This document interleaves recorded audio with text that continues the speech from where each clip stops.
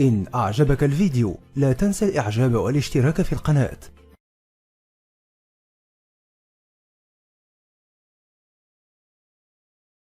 Good evening. I'm Mahesh. I born in 1979.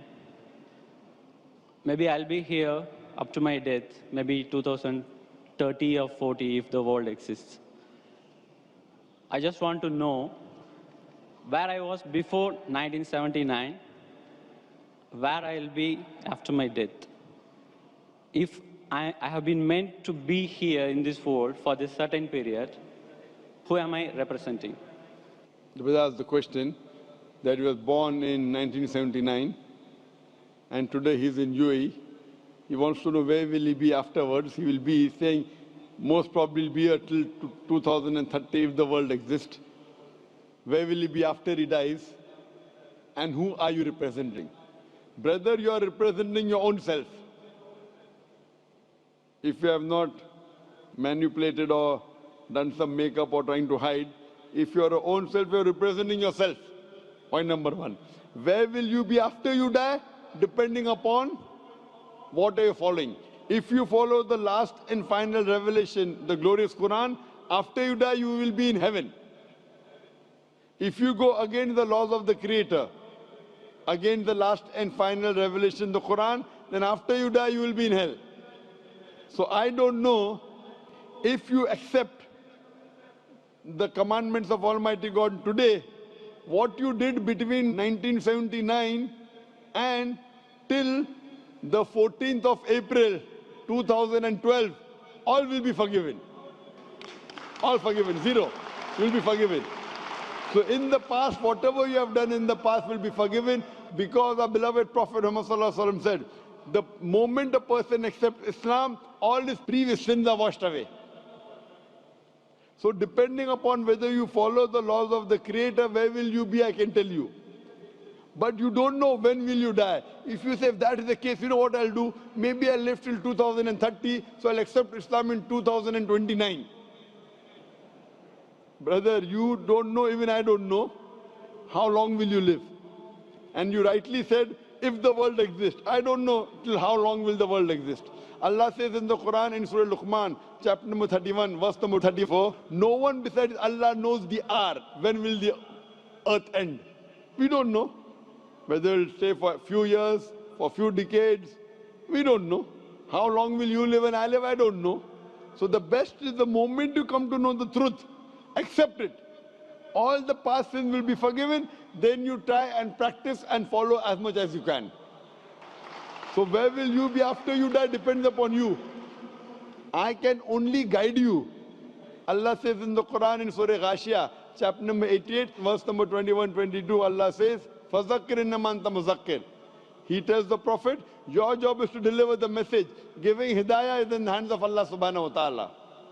So I want to ask you, brother, after you die, do you want to go to heaven or hell? After you die, do you want to go to heaven or hell? To be frank, I don't know. You don't know. Because for me, the heaven and hell is here. It's up to us. Yes, this is temporary heaven, hell, temporary. As I mentioned earlier, Quran says in Surah Mulk, chapter number 67, verse number 2, Allazi khalaqal mauta wal hayata. It is Allah who has given you death and life so that He may test which of you is good in deeds. This is a test. And an average man lives in this world for about 70 years, 60 years. Some die at the age of 20, some 50, some live for 100 years. Average maybe 60 to 70 years. So this is temporary phase. The next life is eternal. So you say heaven and hell is here. And then if you try to make this life heaven by going after luxury, enjoying life, drinking alcohol, your next life becomes hell. Because Quran, Allah says in Surah Hud that those who want this world, Allah will give you this world but will not give you in the next life. Those who care for next life, Allah will give you next life, also this life. So as a businessman, if someone tells you that I will give you little trouble, difficulties for the 70 years, next life eternal, unending, always pleasure. So this life is 0.00001% of the next life. As a businessman, you wouldn't mind saying, okay, I don't mind trouble in this couple of, small percentage. Like before the examination, you struggle, you stay awake, you don't sleep, or you sleep less, and then you appear for the examination. So that few days before that you struggle and you study, so that in future it is good for you. So similarly, brother, this life is a test for the hereafter. If you're a Hindu, if you're Mahesh, and if you believe in the Hindu scriptures, same the Veda says. If you read Rig Veda, book number 10, chapter number 16, verse number 4 to 5, talks about Punar Janam. Punar means next, Janam means life. Same thing what the Quran says about next life. So this life you come, and there's next life. Being born, dying, cycle of birth, rebirth is not mentioned in the Vedas. It talks about Punar Janam means next life, which is there in the Quran. So a really good person would think about, as a better businessman, that the next life is multiple times. Multiple, keep on multiplying. This life is a small, negligible 0.0001% compared to the next life. So as an intelligent person, you wouldn't mind taking trouble in this life so that your next life becomes paradise and heaven. So, brother, would you like in the next life to go to heaven or hell? Brother? Yes, sir. Would you like to go in the next life into heaven or hell? No, sir. I don't think I will be having a next life, because if I am going to have a next life. Do you believe in the Hindu scriptures? Yes, sir. You believe? Do Not you believe in the Vedas? Scriptures, some of the points. Do you believe in the Vedas? Yes. I don't know big about the Vedas. But you believe it to be sacred, correct? Sorry? Do you believe it to be from God? No, I feel I am God. You are God. All are God. That's what Hinduism says. Aham Brahmasmi. What is the definition of God?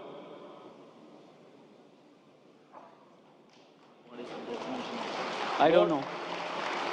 I am God, you are God. What is the definition of God? I don't know. That means you don't know, I don't know. I know myself. Okay. You say you are God, I am God. We all are part of God. I am asking you what is the definition of God, and you say I don't know. Are you talking English or what? I'm talking English. What is the definition of God? I cannot define, sir. Just I can feel. So without defining, you're saying you are God and I am God? But I can realize, sir. God is everywhere in all of us. What is the definition of God? Then I will say whether God is everywhere, you are God or not. First, give me the definition of God. If your definition of God is only wrong, I said, this is not God what I'm talking about. What is the definition of God? I don't know to define, sir, exactly in words. So that means you do not believe. I'm not talking about the God which you're talking about. So you should ask me what is the definition when I have tell you. Yes, sir. Can you explain me? If you don't know what you should do, you should ask or not. Yes. So ask me, I will tell you.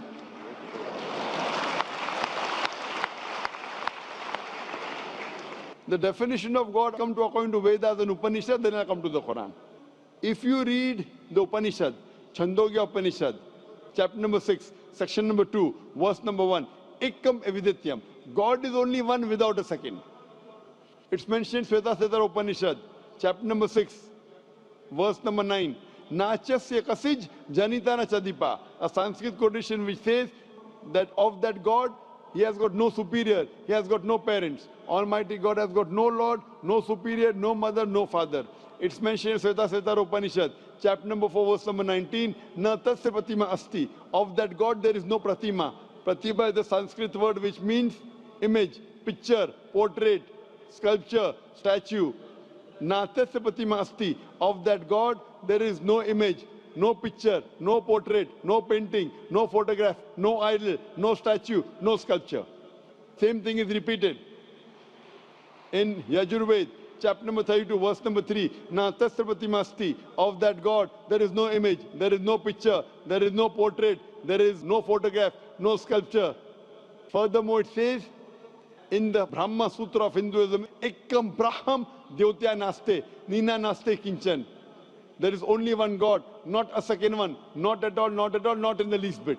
So based on this definition, God is one, there's nothing like him. And the Quran further says in Surah Ikhlas, chapter number 112, verse number 1 to 4, the definition of God is, Qul huwallahu ahad, says Allah one and only, Allahu samad, Allah the absolute eternal, lam yalid wa lam yulad, he begets not nor is he begotten, wa lam yakul lahu kufuwan ahad, there's nothing like him.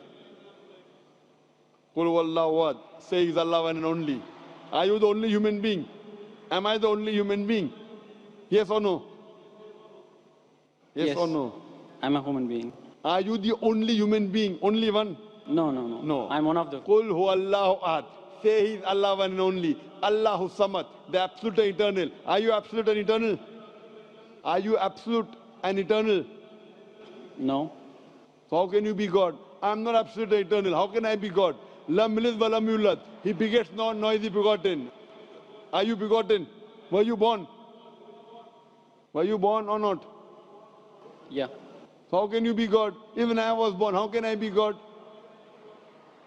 Do you beget? I have begotten. I have got children. Do you have children? Yes. How can you be God?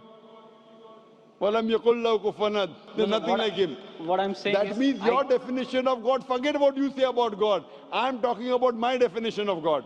Forget what you say about God now. Keep it. That may be God with a small g. I'm not talking about God with a small g, what you're talking about. I'm talking about God with a capital G. He's only one. He's all powerful. He's absolute. He begets not, nor is he begotten. There's nothing unto like him. Based on this definition, can you call yourself God? Can I call myself God? if you wish, you can. I asked you the question, are you born? You're saying yes. If you wish, then you'll be called a lunatic. No, sir. What I'm feeling is, What I am a I'm part of the God. You were saying the only one God, no? I feel I am the part of it. The big one. We all are part of it. Maybe we got detached, as like this world got detached from the sun. That is your definition of God. That's not the definition of God of Vedas. It's not the definition of God of Quran. So therefore I say this God is a different God. I'm not talking about the God that you believe in. I'm talking about the God which I believe in. He's one. He's not part of everything.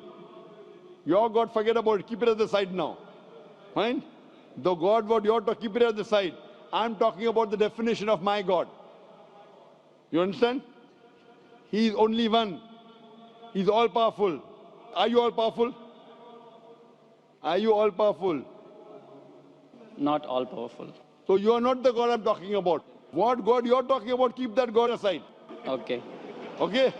My God I'm talking about. Therefore, La ilaha, there is no God. All the other false gods are wrong. You keep it aside.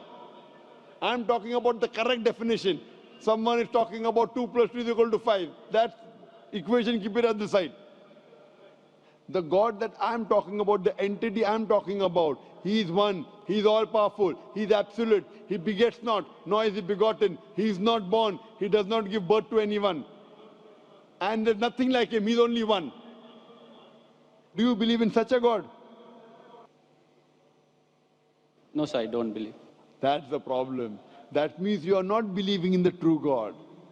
My request to you is, you read your Hindu scriptures, all the quotation I gave, go and read the translation of the Quran, try and find out the true God. Not these fake gods, I am God, you are God. I don't consider myself God. You are calling me God, so I'll say yes, I'm God. I'm not a fool to accept you that I'm God. You want to go to hell, go. I don't want you to take me to hell.